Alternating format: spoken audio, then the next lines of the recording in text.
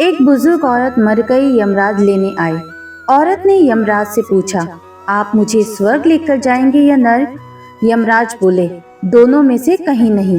तुमने इस जन्म में बहुत ही अच्छे कर्म किए हैं, इसलिए मैं तुम्हें सीधे प्रभु के धाम लेकर जा रहा हूँ। बुजुर्ग औरत खुश हो गई, बोली, धन्यवाद, पर मेरी आपसे एक विनती है। मैंने यहाँ धरती पर सबसे बहुत स्वर्ग और नर्क के बारे में सुना है। मैं एक बार इन दोनों जगहों को देखना चाहती हूँ। यमराज बोले, तुम्हारे कर्म बहुत अच्छे हैं, इसलिए मैं तुम्हारी ये इच्छा पूरी करता हूँ। चलो, हम स्वर्ग और नर्क के रास्ते से होते हुए प्रभु के धाम चलेंगे। दोनों चल पड़े। सबसे पहले नर्क आया। नर्क में बुजुर्ग औरत ने जोर जोर से लोगों के रोने की आवाज सुनी। वहाँ नर्क में सभी लोग दुबले पतले और बीमार दिखाई दे रहे थे। औरत ने एक आदमी से पूछा, यहाँ आप सब लोगों की ऐसी हालत क्यों है? आदमी बोला, तो और कैसी हालत होगी, मरने के बाद जब से यहाँ आए हैं हमने एक दिन भी खाना नहीं खाया। भूख से हमारी आत्माएं तड़प रही हैं। तभी बुजुर्ग औरत की नजर एक विशाल पतीले पर पड़ी, जो कि लोगों के कद से करीब 300 फीट ऊंचा होगा।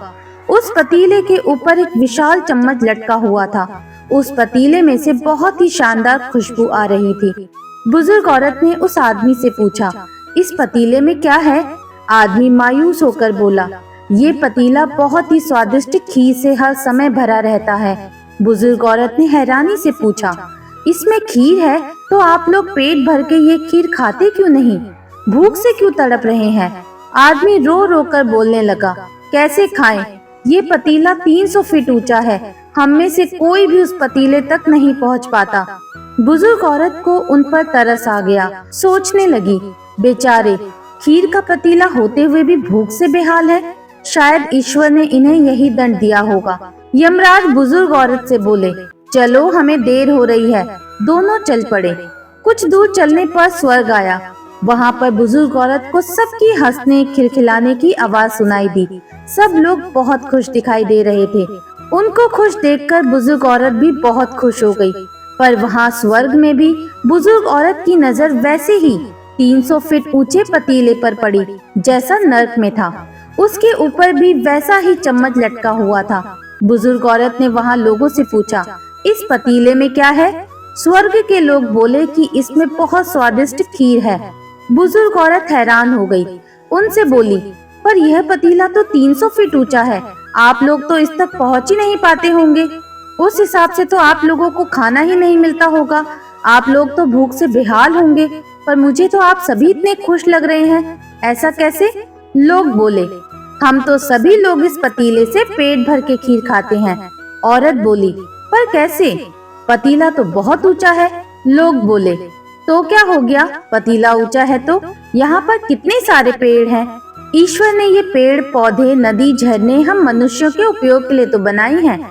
हमने इन पेड़ों की लकड़ी ली, उसको काटा, फिर लकड़ियों के टुकड़ों को जोड़कर विशाल सीढ़ी का निर्माण किया।